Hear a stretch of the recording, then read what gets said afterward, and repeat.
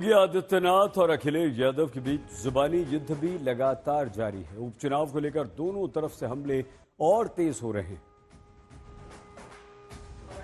बार बार कहता हूं, ये लाल टोपी काले कारनामे इसको पनपने मत दीजिए। उत्तर प्रदेश को ये लोग फिर से जो विकास की मुख्य धारा के साथ जुड़ करके सुरक्षा और समृद्धि का एक मानक तय कर रहा है, यह फिर से उत्तर प्रदेश को अराजकता की ओर धकेल देगा। कहता हूं कि कांग्रेस जब भी सफल होगी आपको विभाजित करके सफल होगी। अब इसीलिए मैं कहता हूं, बटिए मत, बटे थे तो कटे थे। मैं इसीलिए बार बार कहता हूं, ये देश का इतिहास बताता है, बटे थे। जो इनकाउंटर वाले हैं उनका काउंटडाउन शुरू हो गया है। अब वो सरकार में उतने दिन नहीं रहेंगे जितने वो सरकार में रह चुके हैं।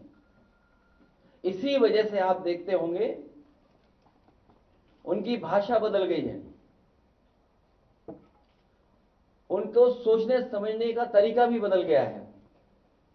और सच्चाई तो ये है कि मन की कुटिलता ही वचन की कटुता बनती है।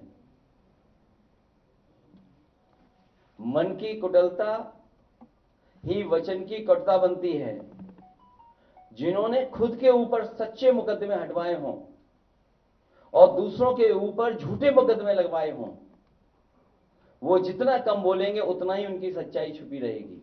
नेताजी श्री मुलायम सिंह जी को अवश्य कष्ट हो रहा होगा कि मेरे कैसे सपूत ने समाजवादी पार्टी को कांग्रेस की गिरवी रख करके पूरी पार्टी को ही सत्यानाश करने में उतारू हो गया है।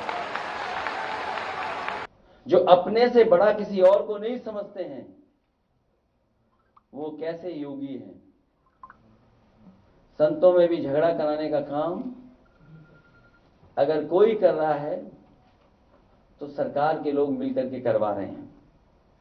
हमारे यहां कहा जाता है कि जो जितना बड़ा संत होता है, ये हमारी परंपरा रही है जो हम लोगों ने सीखी और समझी है और जानी है कि हमारे यहां कहा जाता है कि जो जितना बड़ा संत होता है वो उतना ही कम बोलता है, और जब बोलता भी है तो जन कल्याण के लिए, इसलिए उसके वचन प्रवचन कहलाते हैं। यहां तो सब उल्टा ही है। इनकी योग्यता की परीक्षा करवानी पड़ेगी, क्योंकि जिस तरह के भाषा इस्तेमाल हो रही है उससे कहीं ना कहीं लग रहा है कि उनकी योग्यता के बारे में भी हमें और आपको जानना चाहिए। और व्यक्ति वस्त्र से नहीं,